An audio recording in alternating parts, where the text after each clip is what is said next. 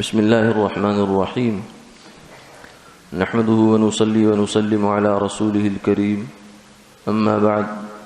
قال النبي صلى الله عليه وسلم ثلاثة لا يهولهم الفزع الأكبر ولا ينالهم الحساب هم على كثيب من مسك حتى يفرغ من حساب الخلائق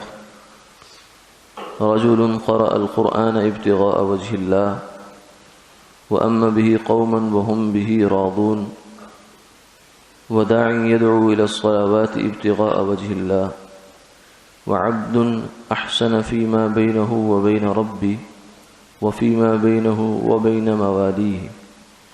أو كما قال عليه الصلاة والسلام۔ حضور نبی کریم صلی اللہ علیہ وسلم نے ارشاد فرمایا کہ تین آدمی ایسے ہیں کہ انہیں بڑی گھبراہٹ میں نہیں ڈالے گی اور نہ ان کا حساب کتاب ہوگا، اتنے میں کہ مخلوق کے حساب کتاب سے فرصت ہو، فراغت ہو، وہ مشک کے ٹیلوں پر ہوں گے۔ پہلا آدمی وہ ہے کہ جس نے قرآن پاک پڑھا اللہ کی رضا کے لیے اور لوگوں کی امامت کرائی اس حال میں کہ وہ لوگ اس پر راضی ہوں، اور دوسرا آدمی وہ ہے جو لوگوں کو نماز کے لیے دعوت دیتا ہے اللہ کو راضی کرنے کے لیے، اور تیسرا آدمی وہ ہے کہ جو غلام ہے لیکن اللہ کا اور اپنا معاملہ درست رکھتا ہے اور اسی طریقے سے اپنے جو مالک ہے اس کا اور اپنا معاملہ بھی درست رکھتا ہے۔ اس حدیث مبارکہ میں قیامت کا منظر بیان ہوا کہ قیامت والے دن ہر کوئی نفسہ نفسی میں ہوگا اور شدید قسم کی گھبراہٹ، بے چینی، اضطراب، خوف، اندیشہ، یہ سب چیزیں ہر انسان کو گھیرے ہوئے ہوں گی۔ لیکن فرمایا کہ تین قسم کے آدمی ایسے ہیں کہ جو اس وقت سکون میں ہوں گے، ان کو کوئی گھبراہٹ نہیں ہوگی، کوئی بے چینی نہیں ہوگی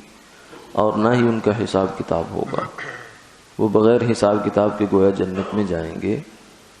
اور مخلوق حساب کتاب دے رہی ہوگی اور یہ مشک کے ٹیلوں پر سیر کرتے پھر رہے ہوں گے۔ تو یہ تین آدمی کون سے ہیں؟ پہلا آدمی وہ ہے کہ جو قرآن پاک جس نے پڑھا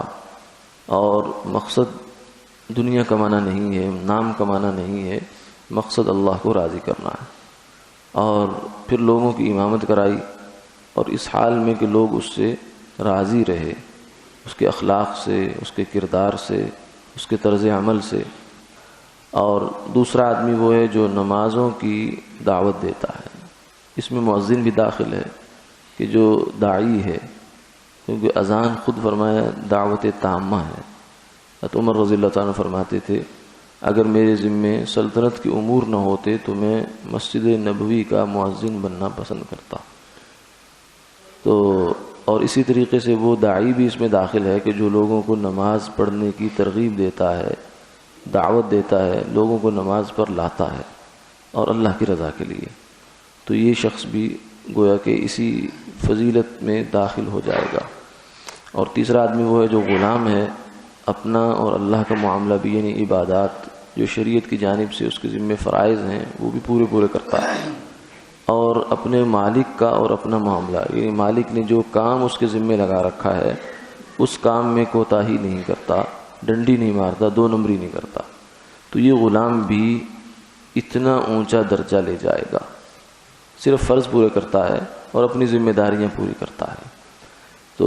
غلام کے اندر فرمایا کہ آج کل کے زمانے میں جو ملازم ہیں یہ بھی اس فضیلت کے اندر داخل ہو سکتے ہیں۔ غلام کی جو